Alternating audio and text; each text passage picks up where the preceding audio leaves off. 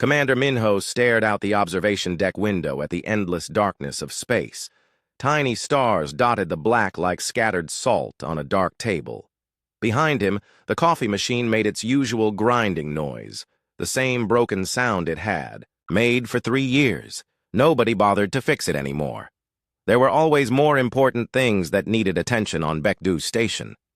The station floated quietly around a small gray moon that had nothing special about it. No rare metals, no valuable gases, no strategic importance.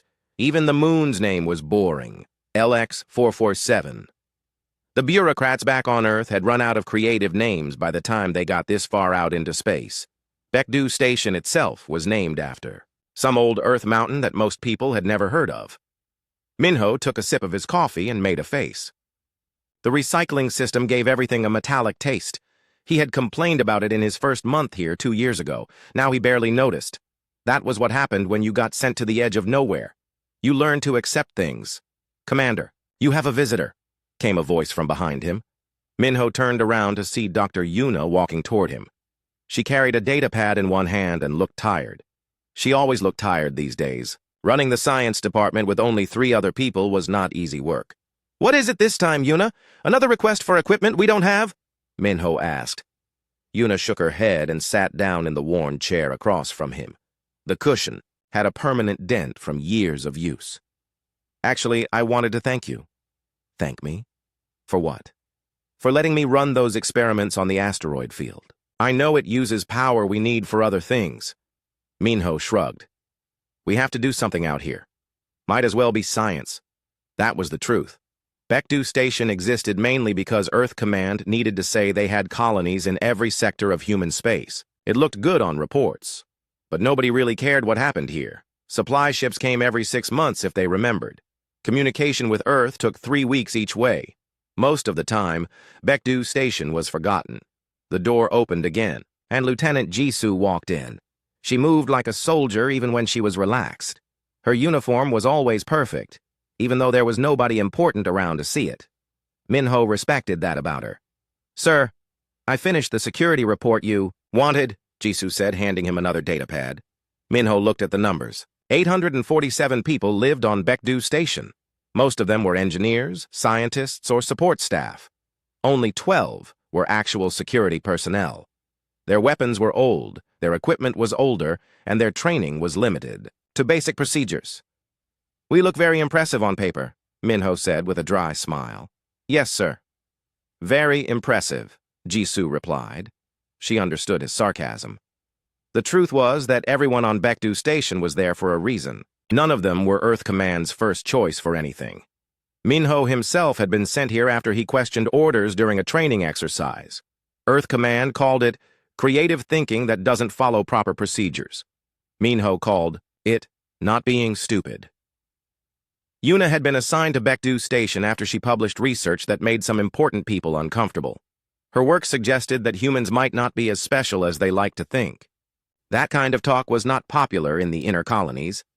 Jisoo was here because she had refused to follow an order that would have gotten civilians killed. She was right, but being right was not always rewarded in the military. Engineer Doha joined them a few minutes later. His hands were covered in grease and he smelled like machine oil. That was normal for Doha. He spent most of his time fixing things that should have been replaced years ago. "The water recycler is making that noise again," Doha announced as he sat down. "The grinding noise or the whistling noise?" Minho asked. "Both. At the same time. It's actually quite creative." Everyone on Baekdu Station had learned to make jokes about their situation. It was better than crying about it. They had old equipment, limited supplies, and no help coming. But they had something else. They had each other, and they had learned to be creative. When the food processor broke last year, Doha had fixed it using parts from a broken communications device. When they needed more growing space for food, Yuna had figured out how to use the waste heat from the reactors to warm new growing chambers. When pirates had threatened them 6 months ago, Jisoo had scared them away by making the station's weapons look more dangerous than they really were. "Speaking of creative," Yuna said, "I got some interesting readings from the asteroid field today." "Interesting how?" Minho asked. "Energy patterns that don't match what should be there. It might be nothing, but it might be something worth looking at." Minho nodded. On Baekdu Station, they had learned to pay attention to things that might be something. They could not afford to ignore possibilities. Do you need anything special to investigate? Just time and permission to use the long range. Sensors for a few hours. You have both. That was how things worked on Baekdu Station. No long meetings, no complicated approval processes, no bureaucratic nonsense. If someone had an idea that might help, they tried it. If it worked, great. If it failed, they learned something and tried again. The conversation was interrupted by a soft beeping sound from the wall communicator. "Commander, this is Kayung in communications," came a voice through the speaker. "I'm picking up something on the long-range sensors." Minho pressed the reply button. "What kind of something?" "Ships, sir. Still far out, but heading this way." "How many ships?" "Hard to tell at this distance. At least 3, maybe more. Big ones." Minho looked at the others. Ships did not usually come to Baekdu Station unannounced. Supply runs were scheduled months in advance. Patrol ships never bothered with the outer rim. Pirates usually traveled in smaller groups. "Time until they arrive?" Minho asked. "About 6 hours, sir. Keep monitoring them. Let me know if anything changes." Minho turned off the communicator and looked at his small group of department heads. They were quiet, each thinking through the possibilities.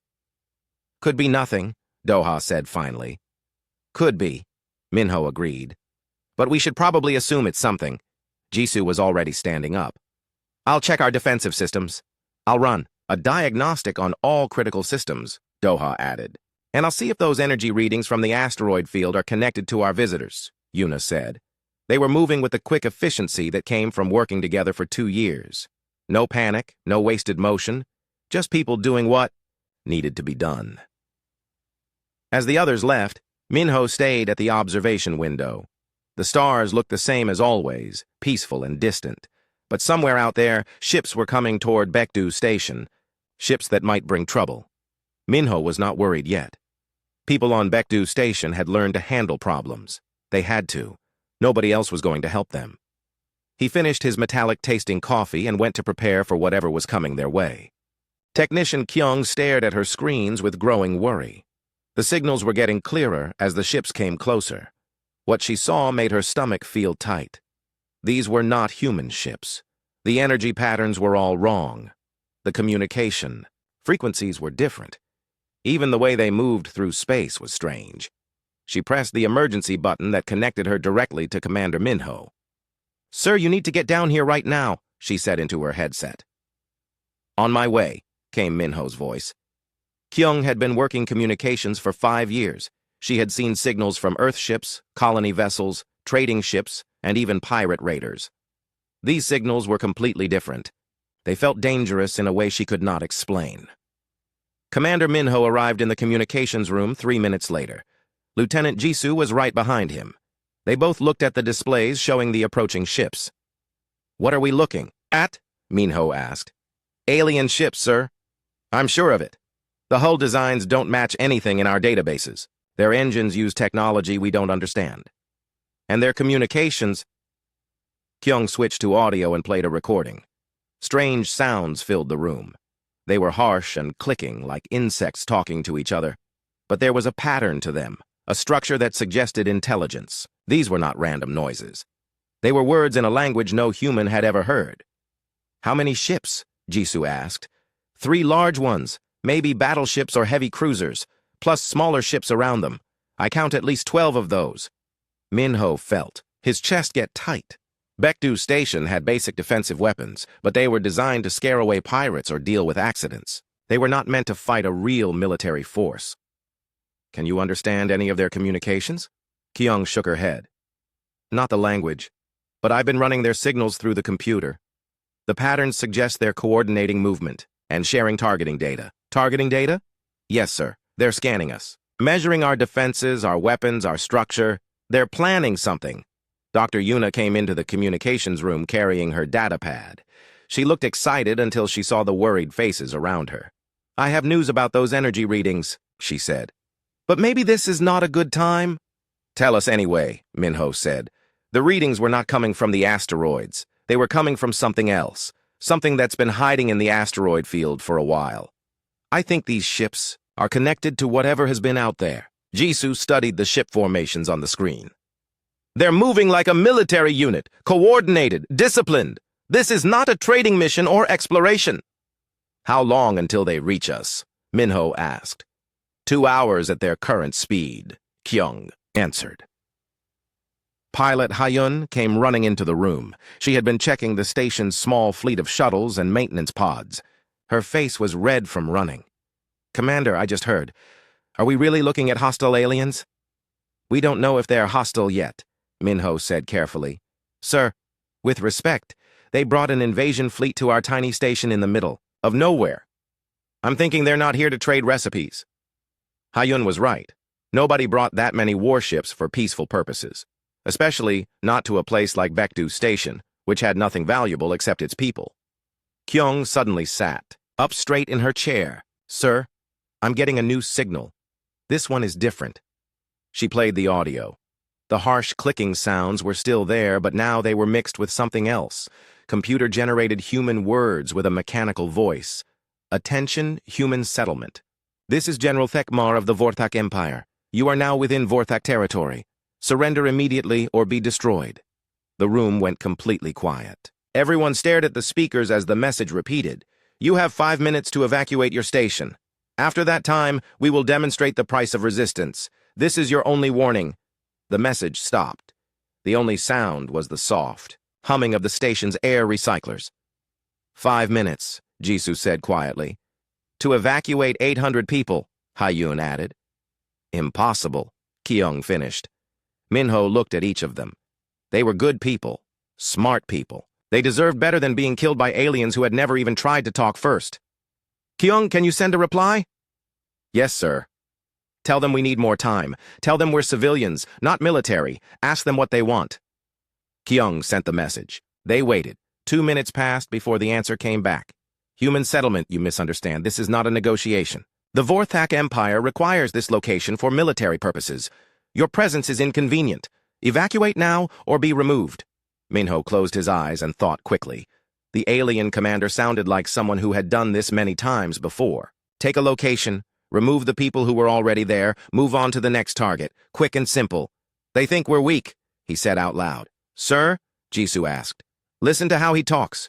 Inconvenient. Removed. He's not even worried about us. He thinks this will be easy. Yuna looked at the ship formations again.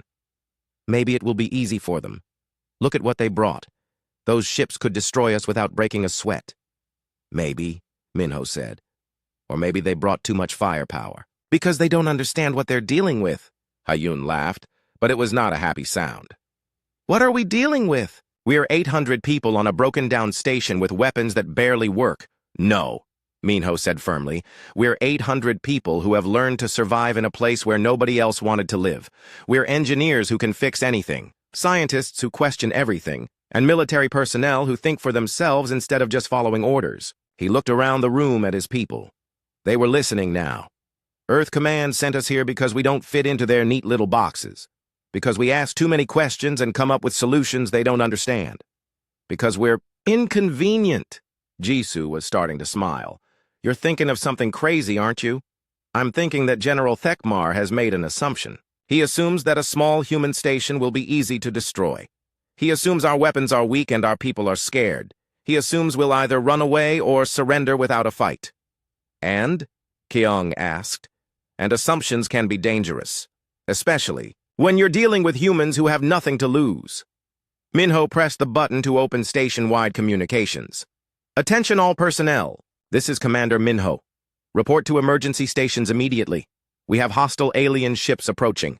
We are not evacuating. We are not surrendering. We are going to remind the galaxy why humans are still here.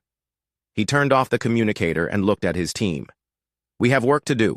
Engineer Doha ran through the station corridors faster than he had moved in years. His toolbox banged against his leg with each step, but he did not slow down. Behind him, 3 other engineers struggled to keep up while carrying heavy equipment. Doha, slow down, called Engineer Bora. Where are we going? Section C7, Doha shouted back. We need to activate the surprises. What surprises? Doha stopped so suddenly that Bora almost crashed into him. He turned around with a big grin on his face. The surprise is we've been building for 2 years while everyone thought we were just fixing broken junk. In the main command center, Commander Minho was gathering his department heads around a large table. The table's surface showed a three-dimensional image of Baekdu Station and the surrounding space. Red dots showed where the Vorthak ships were approaching. "Before we start," Minho said, "I need everyone to understand something. What I'm about to show you has been secret for 2 years. We built it slowly, carefully, while making sure it looked like normal maintenance work." Dr. Yuna leaned forward. "Built what?" "A defense system that doesn't look like a defense system." Minho touched. The table and the image changed. Suddenly, the station looked completely different. What had appeared to be random pieces of junk floating around the station were now highlighted in blue. They formed a pattern that surrounded Baekdu Station like a protective shell. "Those pieces of broken hull plating we've been collecting," Minho said, "they're not junk. They're camouflaged weapon platforms. Each one contains missile launchers, energy weapons, or sensor jammers." Lieutenant Jisoo stared at the display. "How many?" 47 platforms. All controlled from here, all powered by the station's main reactor through hidden cables. Dr. Jinwoo, the station's physicist, came running into the command center carrying a stack of data pads. He looked excited and nervous at the same time. "Commander, the gravitational anchors are ready," he announced. "Gravitational anchors?" Yuna asked. Jinwoo set his data pads on the table and called up a new display. "Remember those energy readings you detected in the asteroid field? Those were from the anchors we've been placing over the past year." The display showed the asteroid field near Baekdu Station. Tiny devices were attached to several large asteroids connected by invisible energy fields. "We can control gravity in a limited area around the station," Jinwoo explained. "Not enough to hurt the station itself, but enough to change the path of asteroids or ships that get too close." Specialist Taiho entered the command center and saluted. "Sir, all weapon systems are ready, including the special project." "What special project?" Yuna asked. She was starting to feel like everyone knew secrets she had never heard about. Minho smiled. "Taiho, show Dr. Yuna what we built in Cargo Bay 7. "The cargo bay that's been sealed for maintenance for 6 months?" Yuna asked. "That's the one." Taiho brought up another display. It showed the inside of a large cargo bay, but instead of stored supplies, it contained a massive weapon. The weapon was built from salvaged parts, but it looked deadly. "It's a railgun," Taiho explained. "We built it using the station's entire power grid. It can fire a projectile at almost light speed. The projectile is made from compressed asteroid material, so it hits like a small meteor." Dr. Yuna sat down heavily in a chair. "You've all been building weapons while I've been studying space algae." "Not just weapons," said a new voice from the doorway. Everyone turned to see Technician Kyung walking in with a data pad and a satisfied expression. "We've also been studying our potential enemies," she continued. "For the past year, I've been collecting communication intercepts from ships that pass through this area, including Vorthak ships." "The Vorthak have been here before?" Minho asked. 3 times in the past year. They never came close enough to detect us, but I recorded their communications. I've been working with Dr. Yuna's biological research to understand how their technology works." Yuna looked confused. "My biological research? I study microorganisms." "Biological patterns," Kyung corrected. "The way living systems organize information. It turns out that Vorthak computer systems work similarly to biological neural networks, which means we can create a virus that affects their computers the same way a biological virus affects living cells." Yuna finished, understanding suddenly. "Exactly, and I've had a year to perfect it." Pilot Hayun came into the command center, carrying her flight helmet. "Commander, I've prepared the special shuttle you asked for, the one that looks like an evacuation ship but isn't." "That's the one. It's loaded with sensor packages and remote control systems. If the Vorthak ships follow it, they'll fly right where we want them." Minho looked around the table at his people. Each of them had been working on pieces of a larger plan without fully understanding what the others were doing. But now, with the pieces coming together, he could see the whole picture. "Doha. How long until all our hidden systems are active?" 10 minutes, sir. Jinwoo, can you move asteroids on command?" "Yes, sir. I have 3 large ones positioned and ready." "Kyung, is your computer virus ready to deploy?" "Ready and waiting, sir." Taiho, how long to charge the railgun? 2 minutes once you give the order, sir. Hayun, can you launch the decoy shuttle and control it remotely? Already programmed and ready, sir? Minho nodded. For 2 years, his people had been preparing for something like this without even knowing it.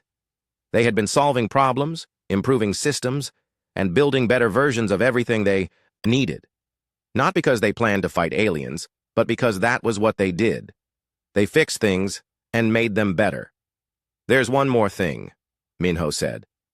Dr. Yuna, you said the energy readings from the asteroid field were strange. What exactly made them strange? Yuna thought for a moment. They were too organized. Too much like patterns created by intelligence rather than natural forces. What if the Vorthak have been using the asteroid field as a hiding place? What if they've been watching us for months? Then they think they know everything about us, Jisoo said. They think they know how weak we are. But they don't know about any of our improvements, Doha added. They think they're attacking a helpless colony with old weapons and scared people, Kyung said.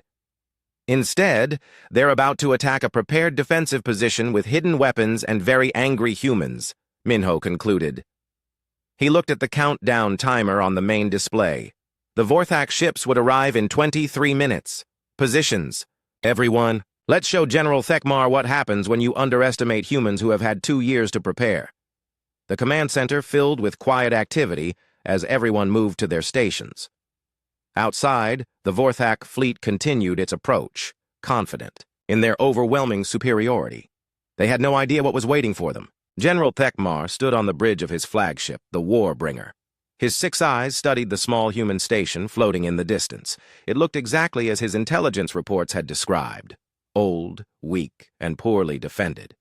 This would be quick work. Begin the attack, he ordered. 3 heavy Vorthak cruisers opened fire at the same time. Bright energy beams shot across space toward Baekdu Station. Thekmar expected to see the station's shields collapse immediately and the hull begin to break apart. Instead, something impossible happened. The energy beams hit the station and simply disappeared. Where the weapons should have torn through metal and destroyed systems, there was only a beautiful light show. The station's hull glowed with rainbow colors as the energy was absorbed and redirected. What is happening? Thekmar demanded. Sir, our weapons are having no effect. The energy is being scattered somehow. On Baekdu Station, Engineer Doha watched his adaptive armor system work perfectly. For 2 years, he had been building a hull coating that could absorb energy weapons and spread the heat across the entire station structure. The coating was made from salvaged materials and held together with human creativity, but it worked. Commander, their weapons can't penetrate our defenses, Doha reported with pride. Excellent. Hayun, launch the decoy shuttle. Pilot Hayun pressed a button and watched her creation fly away from the station. To the Vorthak ships, it looked like an evacuation. Shuttle filled with escaping humans. The shuttle's engines sputtered and sparked, making it appear damaged and slow. Sir, a human ship is attempting to escape, reported the Vorthak weapons officer. Send fighters to destroy it, Thekmar ordered. Make an example. 12 Vorthak fighters broke away from the main fleet and chased after the shuttle. Their formation was tight and disciplined, exactly what Lieutenant Jisoo had expected. Hayun, lead them into the asteroid field, Jisoo commanded. Already on it, Hayun replied, controlling the shuttle from her station. She made the shuttle fly toward the densest part of the asteroid field, moving like a pilot who was panicking and making mistakes. The Vorthak fighters followed eagerly. To them, this was target practice. Dr. Jinwoo watched the fighters enter his gravitational manipulation zone. His hands moved over his controls with the precision of a master musician. Activating gravitational anchors now. 3 massive asteroids suddenly changed direction. They had been floating peacefully in space for millions of years. But now they obeyed Dr. Jinwoo's commands. The first asteroid crushed 2 Vorthak fighters completely. The second asteroid smashed into a third fighter and sent it spinning into a fourth one. The third asteroid moved more slowly, but it blocked the escape route for the remaining fighters. Impossible, shouted the Vorthak fighter commander. Asteroids do not move like that. They do when humans are controlling them, Hayun said to herself as she guided her shuttle safely away from the chaos. On the Warbringer, General Thekmar stared at his tactical display in confusion. Half of his fighters had been destroyed by flying rocks. This was not in any of his battle plans. Sir, we're receiving a communication from the human station, his communications officer reported. Put it through. Technician Kyung's voice came through the speakers, but she was not speaking words. Instead, she was transmitting the computer virus she had spent a year creating. The virus spread through the Vorthak communication network like fire through dry grass. The Vorthak computer systems began to fail. Navigation systems started giving wrong directions. Weapon-targeting computers couldn't lock onto targets. Life support systems flickered on and off. Even the lights on the bridge began to flash randomly. "What is happening to our systems?" Theckamar demanded. "Unknown, sir. All computers are malfunctioning. It appears to be some kind of virus." Dr. Yuna smiled as she watched the virus do its work. "Biological principles applied to computer systems," she said to Commander Minho. "The virus makes their computers think they're sick, so they shut down to protect themselves. How long will it last?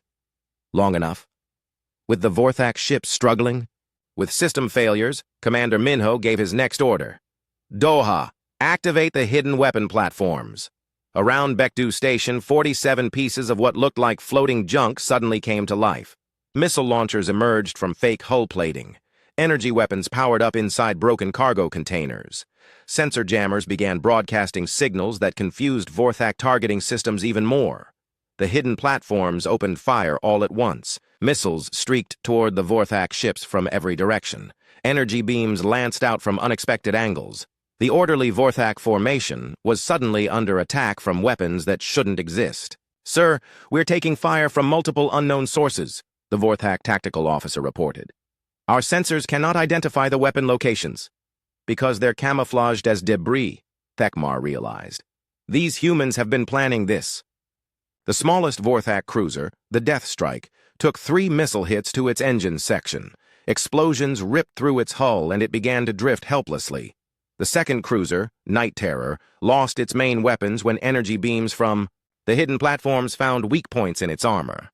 But the Warbringer was still functional, and General Theckamar was getting angry. "All weapons target the human station directly. Maximum power. Destroy it completely." The Warbringer's main guns began to charge. These weapons could crack a planet's surface. They would certainly destroy Baekdu Station if they fired. "Commander, the big ship is charging its main weapons," Specialist Taeho reported. "Our adaptive armor won't stop that much firepower." "Then we don't let it fire." "Taeho, is the railgun ready?" "Charged and ready, sir." "Fire." In Cargo Bay 7, the massive railgun that Doha and Taeho had built from salvaged parts came to life. The weapon used the station's entire power grid to accelerate a projectile made from compressed asteroid material. The projectile shot out of the railgun at nearly the speed of light. For a moment, there was just a streak of light crossing space. Then the projectile hit the Warbringer's main weapon array with the force of a meteor strike. The explosion could be seen from Baekdu Station. The Warbringer's forward section simply disappeared in a ball of fire and twisted metal. The ship's main weapons were completely destroyed, along with most of its bridge section. General Theckamar found himself floating in what was left of his command center, his uniform torn and his pride shattered. Emergency lights flickered around him as his crew struggled to understand what had happened. "Damage report," he called weakly. "Sir, main weapons destroyed. Navigation offline. Life support failing. We need to retreat immediately." The remaining Vorthak ships were already trying to escape, but Lieutenant Jisoo had planned for this too. Hidden mines disguised as space debris activated along their escape routes. The mines had been placed months ago during routine maintenance missions that nobody had paid attention to. 2 more Vorthak ships took damage as they tried to flee through the minefield. Only 1 cruiser and 3 fighters escaped intact. Commander Minho looked at the chronometer on his display. The entire battle had lasted 14 minutes and 37 seconds. "Kyung, open a channel to the surviving Vorthak ships." "Channel. Open, sir. General Theckamar. This is Commander Minho of Baekdu Station. You are now in human territory. Surrender immediately, or we will demonstrate the price of underestimating us again." There was a long pause before Theckamar's voice came through. The speakers. He sounded tired and defeated. "We surrender, human commander, we surrender." 3 days after the battle, Admiral Song arrived at Baekdu Station aboard the Earth Command heavy cruiser Rising Sun. She had traveled for 2 weeks to reach the Outer Rim, expecting to find wreckage and dead bodies. Instead, she found Commander Minho drinking coffee and reading repair reports. "Commander, I need to understand what happened here," Admiral Song said as she entered Minho's office. Behind her walked Ambassador Rena, a tall woman with sharp eyes who represented Earth's diplomatic corps. "We were attacked by aliens called the Vorthak," Minho replied simply. "We defended ourselves." "With what?" "According to our records, Baekdu's station has minimal defensive capabilities." Minho gestured toward the window that showed the surrounding space. Floating pieces of destroyed Vorthak ships drifted slowly past the station. Recovery teams were collecting the debris for study. "We made improvements." Admiral Song sat down heavily. She had read the initial reports, but they seemed impossible. A small station with old equipment had defeated an alien invasion fleet in less than 15 minutes. Earth Command was demanding answers. "Commander, I need details. How did you detect their approach? How did you penetrate their shields? How did you coordinate such an effective defense?" "We paid attention, we used their own technology against them, and we worked as a team," Minho answered.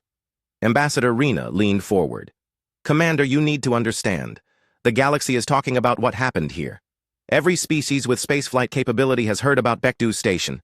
They want to know how humans did this." "Did what?" "Defeated the Vorthak Empire. General Thekmar had conquered 17 colonies in the past 2 years. His fleet was considered unstoppable. Until it met you." Dr. Yuna entered the office carrying a datapad and looking tired. She had been working for 3 days straight, analyzing the Vorthak technology they had captured. "Sorry to interrupt, but I have the final analysis you requested," she said to Minho. "What did you find?" "The Vorthak technology is actually quite advanced. Their weapons are more powerful than ours, their ships are faster, and their computers are more sophisticated. By every measure, they should have won easily." Admiral Song looked confused. "Then how did you defeat them?" "Because they thought like everyone else thinks," Yuna explained. "They assumed that better technology means automatic victory. They never considered that humans might use creativity instead of just firepower." Lieutenant Jisoo joined them, followed by Engineer Doha and Technician Kyung. The small office was getting crowded, but everyone wanted to hear the conversation. "Tell me about the creativity," Ambassador Rena said. Doha stepped forward. "We spent 2 years building defenses that didn't look like defenses. We made weapons from junk, turned broken equipment into advantages, and prepared for problems we hoped would never come." "But why? What made you think you needed these preparations?" "Because we're human," Jisoo said simply. "Humans prepare for trouble. It's what we do." Admiral Song pulled out her datapad and began taking notes. "I need to understand each system you used. Earth Command wants to implement similar defenses on other stations." "That won't work," Minho said. "Why not?" "Because you can't copy creativity. You can copy our weapons and our techniques, but you can't copy the thinking that created them. Each situation is different. Each enemy is different. Each group of humans will find different solutions." Engineer Doha nodded. "We didn't build these defenses because someone told us to. We built them because we saw problems and we solved them. That's different from following orders," Kayang added. "And we built them together. Every system depended on every other system. The computer virus only worked because the gravitational manipulation confused their sensors. The hidden weapons only worked because the adaptive armor protected us long enough to use them." "Teamwork," Ambassador Rena said, making notes. "More than teamwork," Yuna corrected. "Trust. We trusted each other to do impossible things. When Minho said we were going to fight instead of evacuating, we trusted him. When Doha said his armor could stop their weapons, we trusted him. When I said my biological research could create a computer virus, everyone trusted me." Dr. Jinwoo arrived carrying a stack of reports. "Sorry I'm late. I was analyzing the gravitational data from the battle." "What did you find?" Minho asked. "The Vorthak had been watching us for months. They knew about our daily routines, our work schedules, even our recreational activities. They thought they understood everything about us." "But they didn't understand us at all," Jisoo said. "Exactly. They saw humans following patterns, doing routine work, living quiet lives. They never realized that we were also thinking, planning, and preparing." Admiral Song looked around the room at the faces of Minho's team. These were not elite soldiers or brilliant scientists from Earth's best academies. They were ordinary people who had been sent to the edge of human space because they didn't fit into normal military or civilian roles. "What makes you different?" she asked. "We've learned to survive without help," Pilot Hayun said as she entered the office. "When your equipment breaks and no replacement parts are coming for 6 months, you learn to fix things in new ways. When your food supply runs low and no cargo ships are scheduled, you learn to grow food in places that shouldn't work. When aliens attack and no reinforcements are coming, you learn to win with what you have." "Independence," Ambassador Rena wrote on her datapad. "Not independence," Minho corrected. "Interdependence. We depend on each other completely, but we don't depend on anyone else. We know that if we don't solve our problems, nobody else will." A communication alert sounded from the wall speaker. Kyung moved to answer it. "Commander, I'm receiving a message from Earth Command Headquarters." "Put it through." The voice of Admiral Chen, head of Earth Defense Command, filled the room. "Commander, Minho, I'm calling to inform you that Baekdu Station is being redesignated as a strategic defense installation. You're being promoted to colonel and given command of the new Outer Rim Defense Initiative." "Sir, I don't understand." "We're building 50 new stations based on the Baekdu model. Small, seemingly vulnerable installations that are actually sophisticated. Defense platforms. We need you to train the commanders who will run them." Minho looked at his team. They were smiling, but he could see worry in their eyes. "Sir, with respect, you can't just copy what we did here." "Why not?" "Because what we did here grew out of who we are and what we needed. The other stations will have different people with different problems. They'll need to find their own solutions." "Then teach them how to find solutions." After the communication ended, the room was quiet for several minutes. "The galaxy has changed," Ambassador Rena said finally. "Before this battle, humans were seen as a minor species, competent but not particularly dangerous. Now every government is asking the same question. If humans can do this on one small station, what can they do with real resources and preparation?" "And what's the answer?" Yuna asked. "The answer is that nobody knows. And that uncertainty is making everyone nervous." 3 months later, volunteers began arriving at Baekdu Station. They came from every human colony, from Earth itself, and even from other species who wanted to learn human methods.